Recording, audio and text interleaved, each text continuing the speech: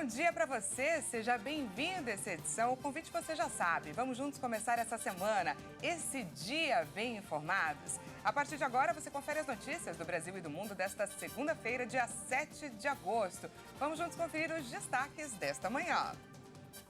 O governo sanciona a lei que autoriza tratamento com ozonioterapia em todo o país. Balanço do Desenrola Brasil aponta que a Caixa Econômica negociou R$ 1 bilhão em dívidas. Mais de 62 mil contratos foram regularizados pelo programa. Rússia vai esvaziar vilarejo para o lançamento de primeira missão lunar em quase 50 anos. E ainda, Ministério da Igreja Internacional da Graça de Deus cresce em grandes proporções e chega aos 4 cantos do terceiro continente mais populoso do mundo, com o Show da Fé. A gente te conta tudo isso e muito mais a partir de agora. O governo federal sancionou a nova lei que autoriza a ozonioterapia. O procedimento só pode ser feito por profissionais inscritos em conselhos de fiscalização e com equipamentos regularizados pela Anvisa. O texto foi publicado na edição de hoje do Diário Oficial da União. Vamos conferir. O presidente Lula sancionou a lei que autoriza a terapia com ozônio em todo o território nacional. Esse tipo de terapia consiste na aplicação de oxigênio e ozônio diretamente na pele ou no sangue do paciente, na tentativa de conter infecções ou aumentar a oxigenação do tecido. Pela lei, a ozonioterapia fica autorizada como procedimento somente em caráter complementar, sendo realizada por profissional de saúde com nível superior e inscrito no Conselho de Fiscalização, com equipamento de produção de ozônio medicinal regularizado pela Agência Nacional de Vigilância Sanitária. A lei determina ainda que o paciente seja informado do caráter complementar do tratamento. O Senado aprovou a lei que autoriza a ozonioterapia em julho.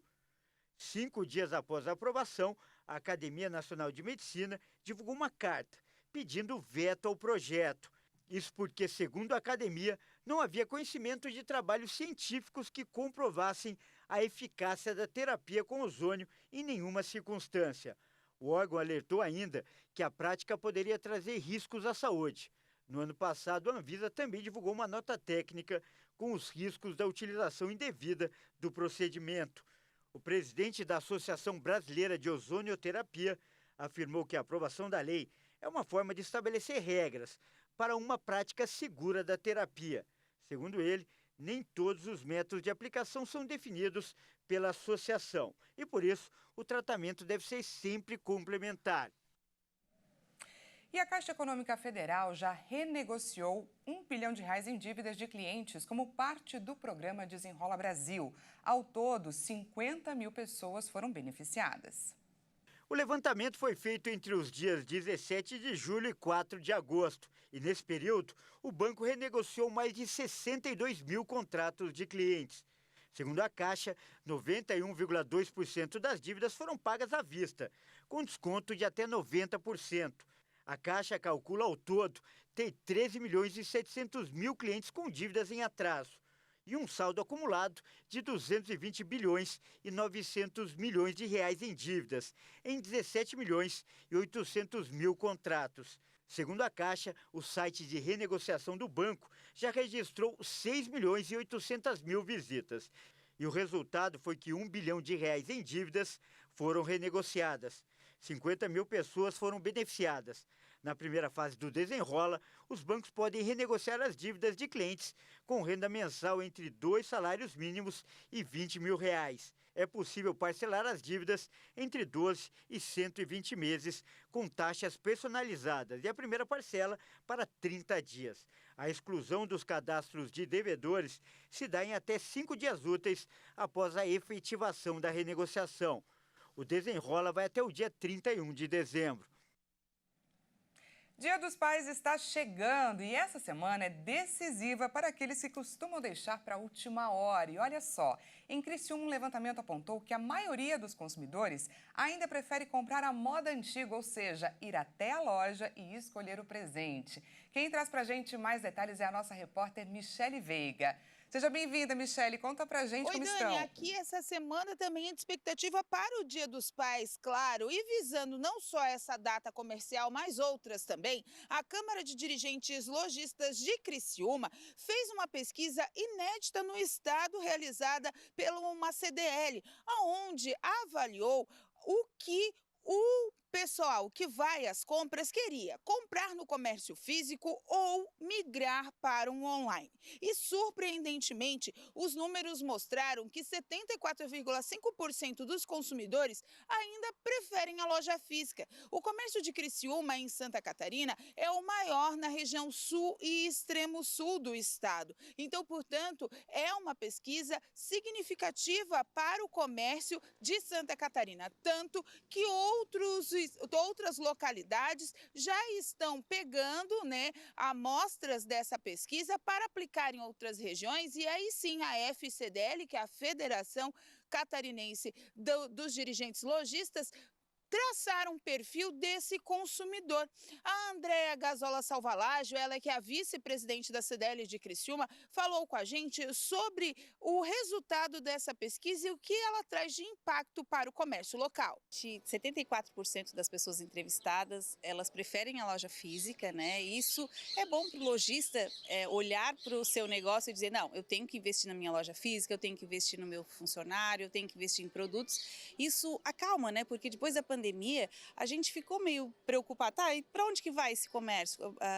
O tipo de comprar, as pessoas mudaram o seu estilo de compra, né? A gente sabe que vem mudando. Mas os números mostraram que 8% só preferem realmente a loja virtual, né? Então a gente está no caminho certo, né? A CDL com isso vai conseguir olhar os pontos, o que a gente precisa mudar enquanto que a gente precisa fazer treinamento, que a gente precisa olhar para esses nichos, né?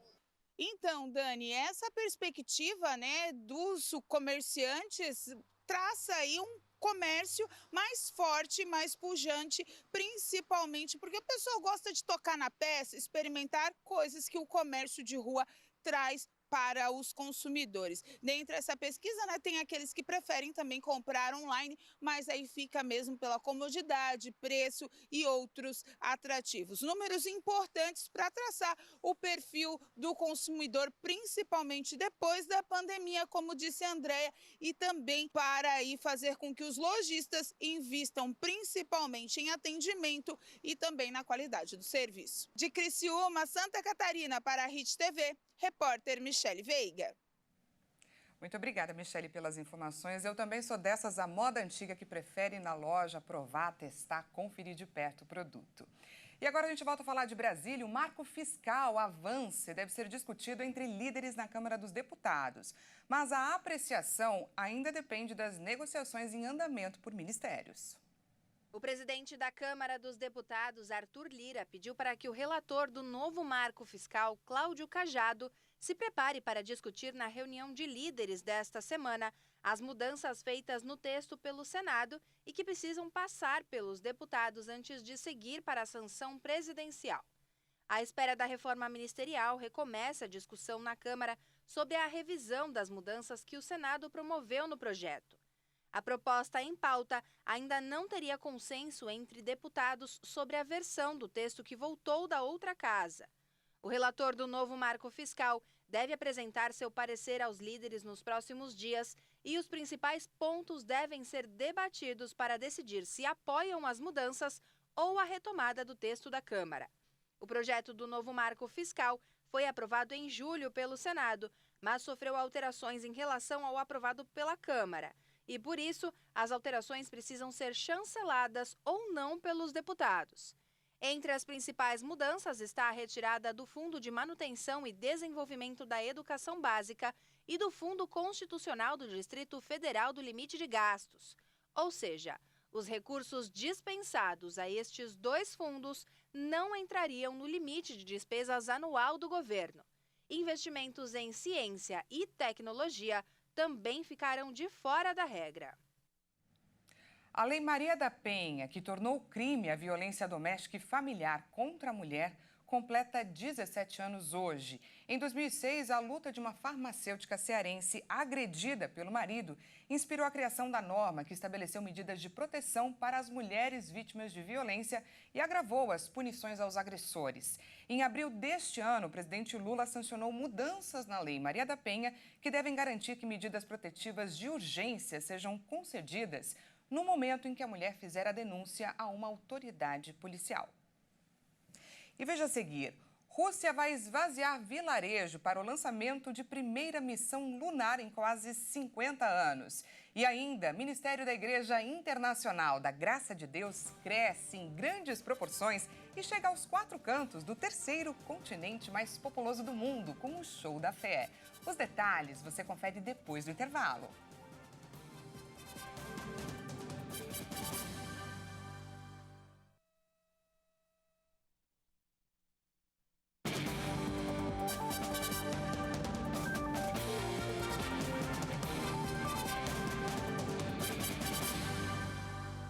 Seja bem-vindo mais uma vez, nós estamos de volta com mais notícias para você.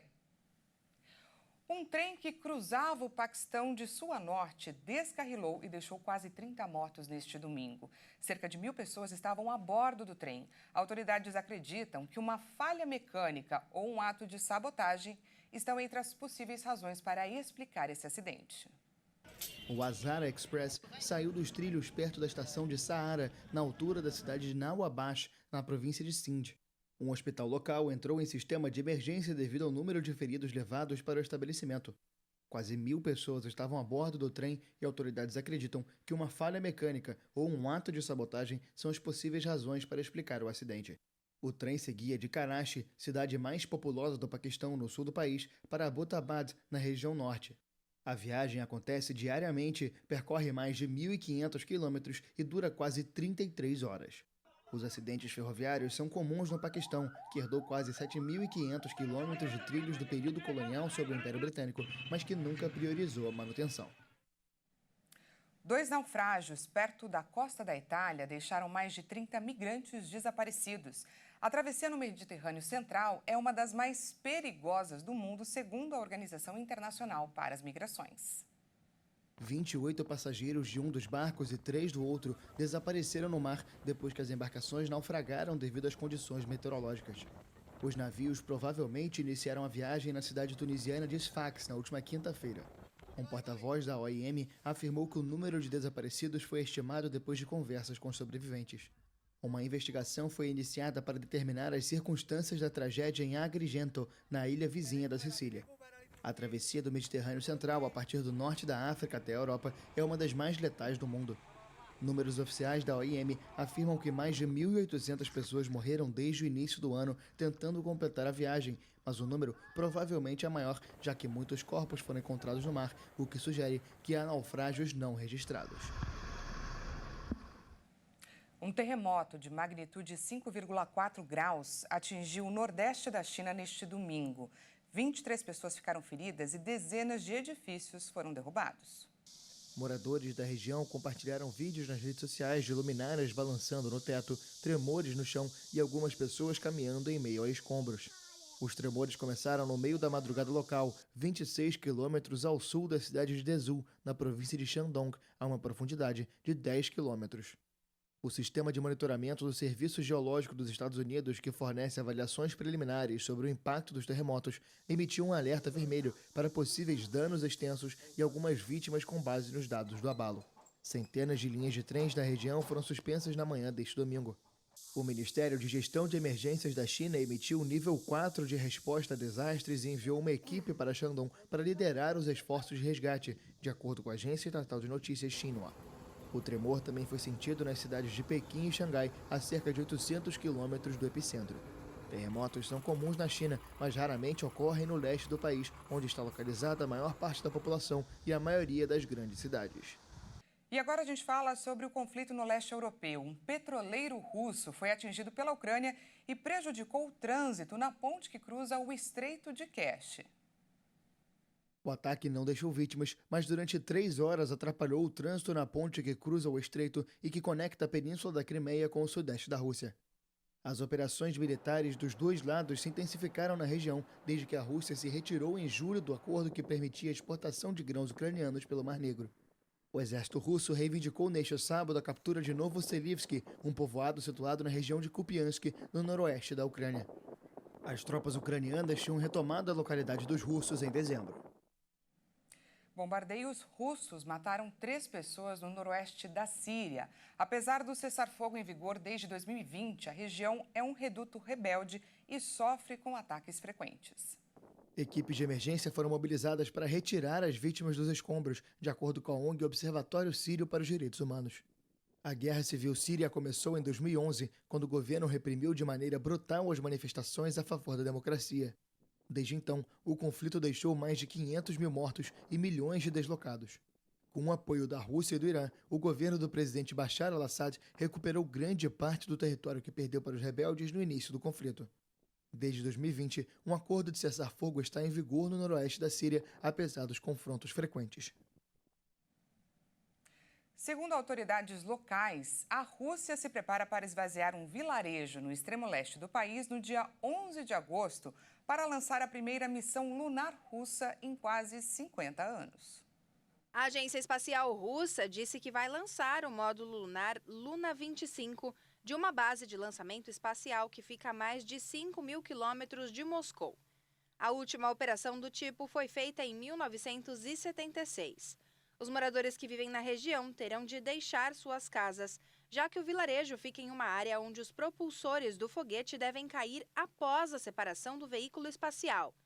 O governo russo informou que a missão tem como objetivo desenvolver tecnologias de pouso suave, além de fazer pesquisas sobre a estrutura interna da Lua e exploração de recursos como água.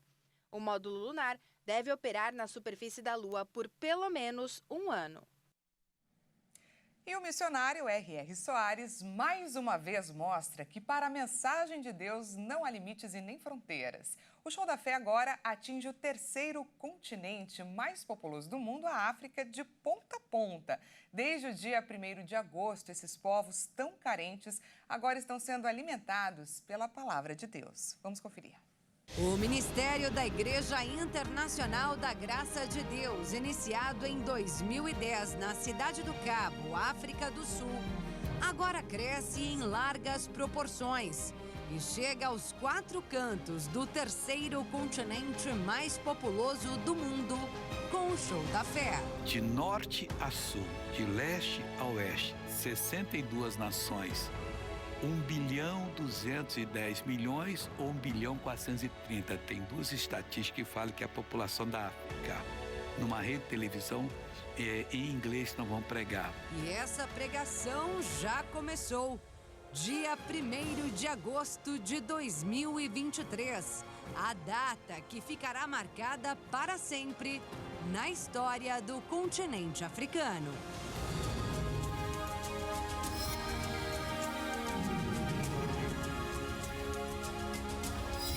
The Faith Show, Show da Fé em inglês, agora chega a todos os países da África, sob o comando do missionário R.R. Soares. Let's all give Jesus a wonderful round of applause. O pastor Rodrigo Santos, líder da Igreja Internacional da Graça de Deus naquele continente, é quem chama a programação. Sit down and enjoy the message. Let us together watch the Faith Show. Nós estreamos em 2 canais de televisão cristã aqui na África, famosos, podemos dizer um dos mais importantes, que é a TBN, e o outro, Ieto TV. Esse Ieto TV, esse canal, nós alcançamos toda a África, todo o continente africano. Até os lugares mais remotos. Basta ter um celular com dados de internet. Na floresta, na montanha, Deus estará alcançando essas pessoas. Tem 19 países que a inglês é a língua oficial, fora os outros que já entendem. Irmão, vai ser grande o trabalho. E quem faz isso aí? Comigo, os patrocinadores, em nome de Jesus. E pela primeira vez na TV africana, é possível acompanhar testemunhos de pessoas que tiveram a vida transformada pela fé. A TBN recebeu o Show da Fé, o nosso missionário, a nossa igreja, e permitiu mostrarmos os milagres, mensagens. Então, o nosso ministério, através do Show da Fé, é o único que estará mostrando o que Jesus tem feito através dos milagres. Tá rompido, o ligamento cruzado rompido assim no exame. No exame? Você não tá podendo andar bem? Não, nada. Então sai andando aqui no corredor agora. Sai andando. Vai andando que Deus está com você. Isso. É, Jesus. O senhor é famoso, é Jesus. Depois de 10 anos, irmão.